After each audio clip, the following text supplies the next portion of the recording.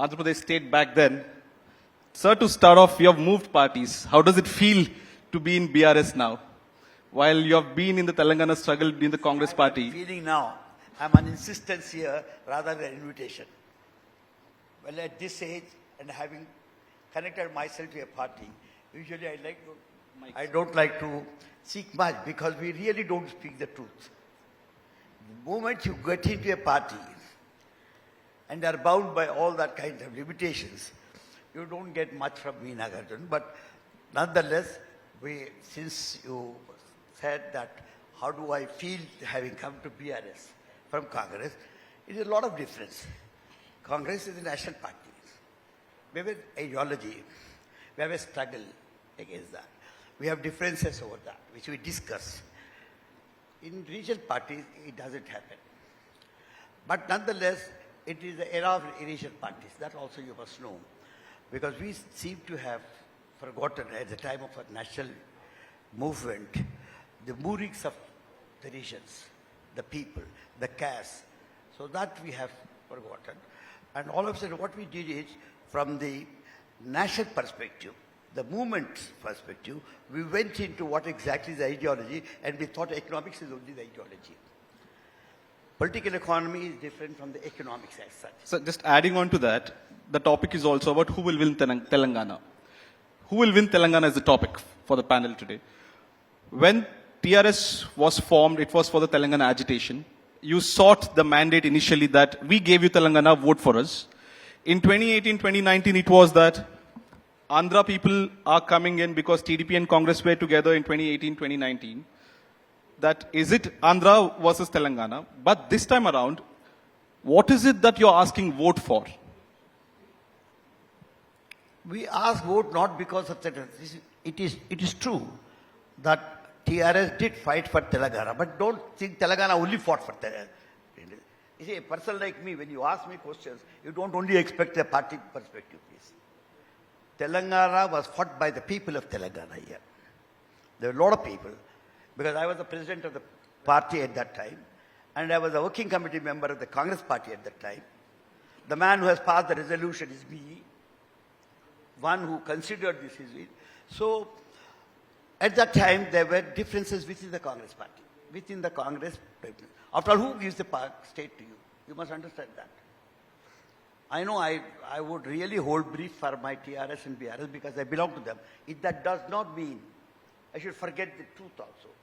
The question is, who gives Telangana? People are dancing on the streets will not get Telangana, let me tell you. Even if they are agitating, they don't get Telangana. Telangana is carved out only through a parliamentary process. That is, you have to pass a bill. Who can pass a bill? The members have to pass a bill. Who are those members? I think TRS has only two at that time. Yeah. It was a congressman, headed by me, as I'm thankful to Gaud, because he was also a member of the parliament at the time. We protested against our own party and went ahead. So how many protested against the own Congress? When the president was speaking, presidential address, we went and protested against presidential address. We stalled the presidential address. We slept in the parliament for 3 days. See, this is a big struggle. Let us not get back into that. But question is, the BJP was in opposition. But because there was a split in the Congress, we had to take the help of the BJP, and BJP did give us. So I would say it is a movement of all the people. But one thing, I think all the people today in politics, all the people in the politics, I am one of the senior most. I've seen Pandit Jawaharlal Nehru's time till today. One thing I can tell you, whatever we did, today we take the name of TRS and BRS in spite of all these differences because it has done the best. I think in English, the best is the last word. Take any parameter, take any metrics, whether economic development, whether social cohesion, or whether it is governance, all these things. We have defects. Don't think that we are giving everything. That we have defects. There is a criticism. There are critical issues that we need to tackle, which the group in the power are doing it. But nonetheless, we have done the best.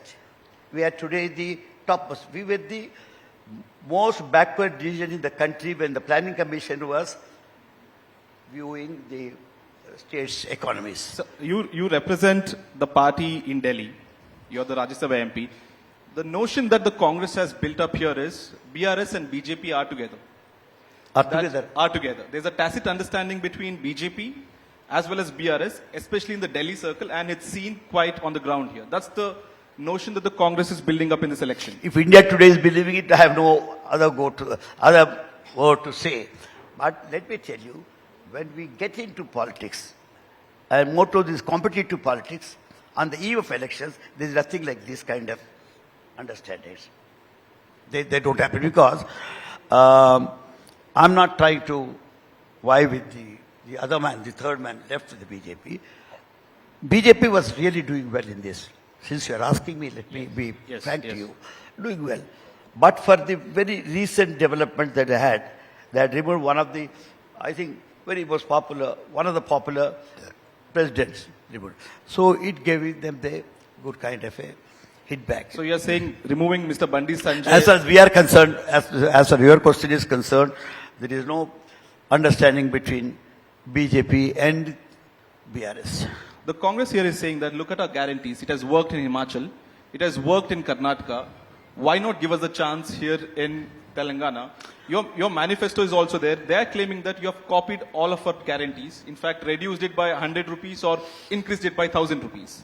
How do you see this, that the Congress is saying our guarantees are much better than BRS manifesto? You know, everybody would claim his own brief and holds his own brief. So let us not say, Congress will certainly say it is the best. TRS will say, BRS will say it is the best. It is for you to decide. That is, we go to elections. If we were to know that we are sure to win, then why elections at all? Pass a GO and get it done. Why waste all this time? Since we do not know, we only talk on some kind of perceptions. Now you must talk on perspectives. That is why when surveys come, people run them down, but I don't, because they have no vested interest. They might have gone to the people and found out. That could be one kind of a perspective based on a perception. So I go and say, I don't say my manifesto is the best and other manifesto is the best. But one thing is sure, when you look into what we have done in this past 10 years as compared to something like 70 years, you have a best thing. People, everybody who is today criticizing the Congress, be in BRS or in BJP or anything, have had come from Congress only. You understand? So they were a part of the country. But wouldn't that be a problem that your whole party is almost from outsiders? There's no core ideology because people have come in from different parties. Now you are talking the present. Yes, thing? yes. No, it does happen. Congress doesn't need a pattern. Suppose when was elected first with a big majority, 62. That was enough. Much enough. And because there was another party, a friendly party, was supporting us with 7. I don't need anybody. But you, when Nagaraj wants to come and say, look, I want Keshava Rao also to join me, how can I say no to you? Not that I like it. They come and join. But all politics, we want people to strengthen our programs. You spoke of surveys and perspective. Most of the surveys are showing high level of anti-incumbency against sitting legislators. Quite possible. It is their surveys. It is their thing. People might have told them. But if they were to ask me, but none of them have come, I would have said no. I would have said no, there is no anti-incumbency. There could be a criticism. Anti-incumbency is different from the criticism. Let us understand. There is anti-incumbency is always you have with the development as a teacher. You see, in politics, 2 things are very important in this electoral politics. One is development. You should have a development which is cognizable. Number 2 is your reach. Then reach out. See, a program that you take up, it must go to people. People should say that they had enjoyed. It is not you should say that I have given this, I have increased the water level to this and I have built so many roads. No. The people must say what a good rules they had come. So this kind of perception, when you develop to this kind of program, then that becomes. So this is another thing that you, in these two, then there's a governance. What is on cohesion? Correct. When they see a leader, immediately they must identify themselves with him, that their urges, aspirations would be fulfilled. Are they identifying with Mr. KCR even now, today? This is the only one point where you can talk or discuss. You can debate. Let me frank, I'm not being in the party, I would say this. That is only. Otherwise, two other things that we have talked about development and reach out. There is no challenge at all.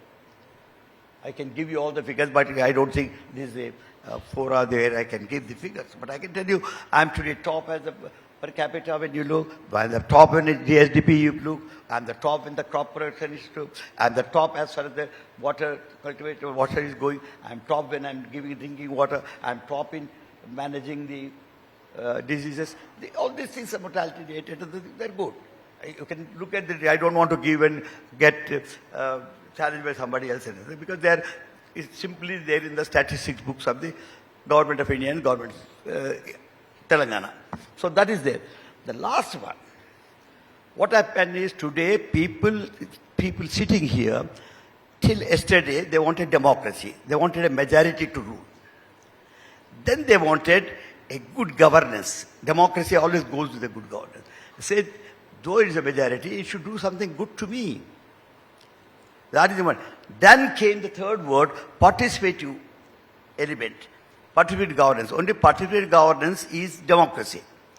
That means the people must also have their say in the governance. Now the fourth demand is partnership governance. They don't want to be merely participative and think that everything is all right. But what is the mood? You're the closest man to the Chief Minister.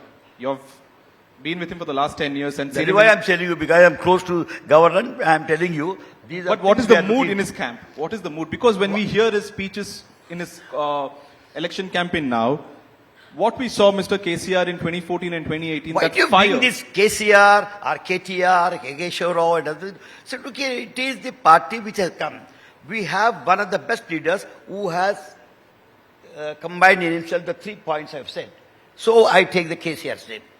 So for me, he's more an icon rather than a person who's doing it. But when you say, what is your view? I think on these three elements, we are the best. We are the best. Because others are not given a chance, as Madhu says. They did not. They have done. You see, Congress has certainly done good in 60 years. You can't say Congress has done nothing at all. So you agree that the party, Congress party, has done something in the last 60 Otherwise, years? how would I be this old and wait this close? How is that? I mean, we are saying there was no drinking water. What were you drinking or what was your father drinking? See, all these things, forget about it. Truth is truth. But we have done better. If 60 years, I have been a minister, I have been the party president, as I told you, I have been many things, I have all the experience. I have done best during that last 60 years, at least 30 years, being donkey's years in the government. We have done our best. But today, in last 10 years, when we see, somehow, thanks to the agitation through which the government had come, we have been able to put it on a fast track. So much so, today the government is really able to achieve many things which he has asked for. The Congress and the BJP keeps talking of dynasty politics. Do you think that tag somewhere is hurting the BRS to go into the next level, maybe to Maharashtra or to Karnataka, like Mr. Ketia was planning on talking about? That tag, does it hurt because it's only the father, son, daughter, nephew? You see, you are asking me personally one question, I'll tell you. Because I'm agnostic. I'm not so-called Sanatani, Hindu or blah, blah, blah, blah. One thing is one. But nonetheless, all the people sitting here Hindus, we know the God and the dynasty is coming from our own divine order. So that will not much help. But in a democracy, in a new system, in republicanism, when you give a vote to each man, it would be nice if it is given to all, spread or all, and distributed. That would be a good thing. So I am against dynastic politics, not the family. There is a difference there. Dynastic is, because I am there, my son must get it. Because I'm there, my daughter must get it. Do you think that is not happening in... It is happening. It is happening. But how is it happening? They are going back to the people. If I were to nominate a person, like in Gujarat, we had that earlier. When Bharati Desai was, it was there earlier. So that should not happen. If they go to people and they get the mandate, that even if they are son of so-and-so, if they get the mandate, even there is a hitch. I have my own reservation. I mean, I told you I'm a different politician when you compare to others. There also, once you give a ticket, a ruling party ticket, always carries some premium. That they are objecting. This also had to be sorted out. I think political parties, now presently all the political parties are thinking seriously on that issue, what exactly should be done to sever this kind of a connection between the dynastics politics. As we run out of time, sir, one final question. What is the number that you're looking at?